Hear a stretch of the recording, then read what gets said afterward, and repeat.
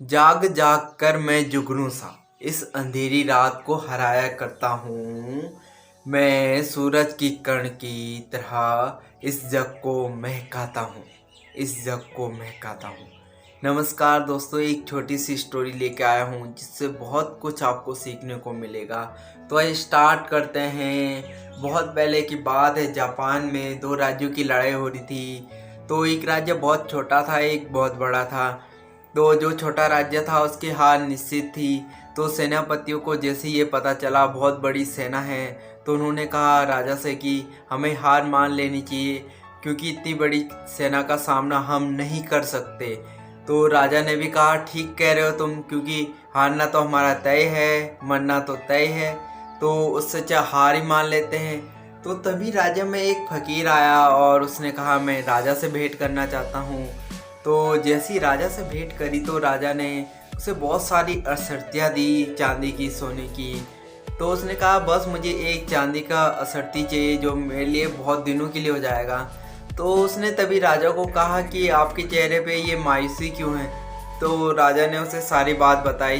तो जैसे राजा ने सारी बात बताई तो उसने कहा ठीक है, मैं परमात्मा से दुआ करता हूँ और एक काम करते हैं, मैं इस सिक्के को उछालता हूँ, तो परमात्मा की मर्जी होगी तो ये सीधा आएगा, यानी आप युद्ध के लिए जा सकते हैं, आपकी विजय निश्चित है। तो जैसे ही उसने वो सिक्का उछाला तो सीधा सिक्का आया। तो उसने कहा कि अब आप युद्ध पे जा सकते हैं, निश्चित रूप से आपकी विजय तय है, क्योंकि आपके साथ भगवान खुद हैं, क्योंकि भगवान ने खुद इशारा किया कि आप ये युद्ध लड़ सकते हैं। तो जैसे ही राजन ने ये बात सुनी तो राजा के मन में एक उत्साह आ गया, एक जोश आ गया। तो उसने अपने सेनापतियों को भी बताया कि ऐसे ऐसी बात है, भगवान हमारे साथ खुद है, तो हम कैसे हार सकते हैं। तो जैसे ही वो युद्ध के लिए गया तो कुछ दिनों बाद लौट के आए और जीत के आए।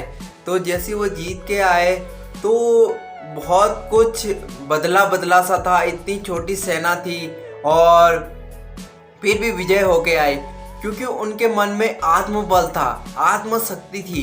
क्योंकि पहले तो वो हार मान गए थे और अगर वो हार मान कर भी जाते तो निश्चित रूप से हारते ही वो, क्योंकि उन्होंने पहले ही अपने दिमाग में सेटअप कर रखा कि हार जाएंगे।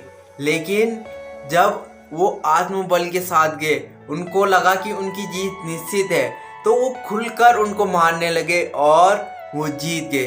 तो इस स्टोरी से हमें यही सीखने को मिलता है कि हमें जीवन में हमेशा फाइट करनी चाहिए और बिल्कुल उत्साह से करनी चाहिए, बिल्कुल जोश से करनी चाहिए।